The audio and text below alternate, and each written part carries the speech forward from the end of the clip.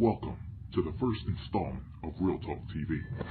I am your host and guide, Lex. Let's get right to it.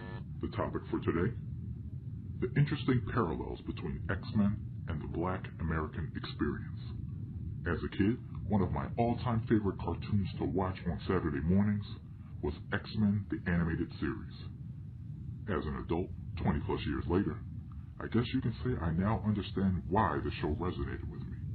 Let's explore those reasons. You're sneaking around in here, Charles. Whatever are you looking for? We will be able to hew out of the mountain of despair a stone of hope. Looking for hope. And Beast, never forget. Look at this.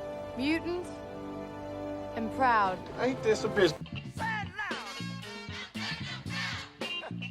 I want to get the language so right that everybody here will cry out, yes, I'm black, I'm proud of it, I'm black and beautiful. The war is still coming, Charles, and I intend to fight it. By any means necessary. We want freedom by any means necessary. We want justice by any means necessary. We want equality by any means necessary. Mutant liberation begins. The liberation of mutant kind has begun. Too long have we suffered under the oppression of humankind. I have witnessed firsthand the barbarous treatment of mutants on your wretched little island. I will not allow this madness to continue. I also had to face reality.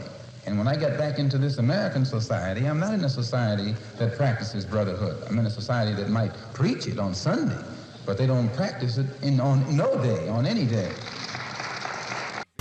We have seen communities torn apart by the jealous hatred of our mutant gifts. Roving mobs of vigilantes seek out the infirm among us. I'm tired of marching. Tired of marching for something that should have been mine at birth. And I'm tired of living every day under the threat of death. I have no martyr complex. I want to live as long as anybody in this building tonight. And sometimes I begin to doubt whether I'm going to make it through. I must confess I'm tired. Some mutants conceal their true power, living a charade of normality while their spirit suffocates.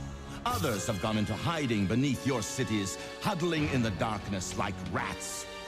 But the black man can't hide. When they start indicting us because of our color, that means we're indicted before we're born, which is the worst kind of crime that can be committed. You want society to accept you, but you can't even accept yourself. Perfection. Who taught you to hate the texture of your hair? Who taught you to hate the color of your skin to such extent that you bleach to get like the white man? Who taught you to hate the shape of your nose and the shape of your lips? Who taught you to hate yourself from the top of your head to the soles of your feet? Who taught you to hate your own kind? Who taught you to hate the race that you belong to? There are those who have tried nobly to enlighten their human brethren, to strive for freedom and equality for all men. Their efforts have been repaid with brutality and hatred. Fire on that mutant! Full energy! That dream that I had that day has at many points turned into a nightmare. Now, I'm not one to lose hope. I keep on hoping. I still have faith in the future. But I've had to analyze many things over the last few years, and I would say over the last few months.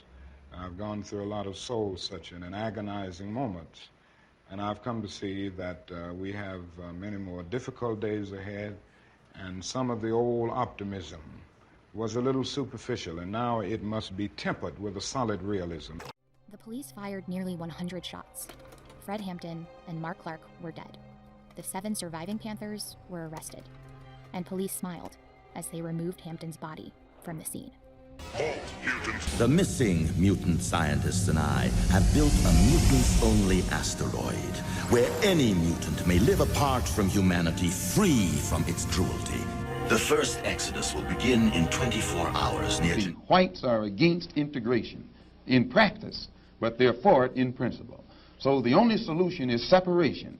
And the Honorable Elijah Muhammad says that this can be brought about simply by letting our people be exposed to the truth about ourselves, about the white man, about our history and our condition in this country. And once we are exposed to the complete truth about things as they actually exist in this country, the masses of black people will choose complete separation from this entire system, political system, economic system, social system, and whatever other aspect. And if they ever figure that out, there goes our way of life. Let us go back home to our own people, live among our own kind, and solve our own problems ourselves. And if the white man doesn't want us to go back to our own people and live in our own country, then since we can't get along together in peace on this country with white people, let us separate part of this continent, migrate to that separate territory, let the government give us everything we need to establish our own independent economic system and society, and thereby we'll be able to solve our own problems ourselves and prove that we are human beings and a part of the human family and can do for ourselves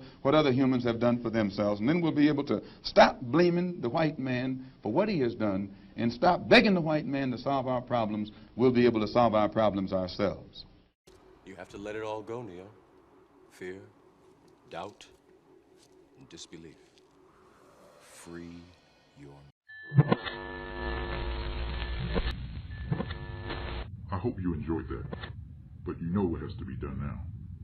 With all this multiverse talk in the Marvel fandom, I think it's about time to explore a new timeline.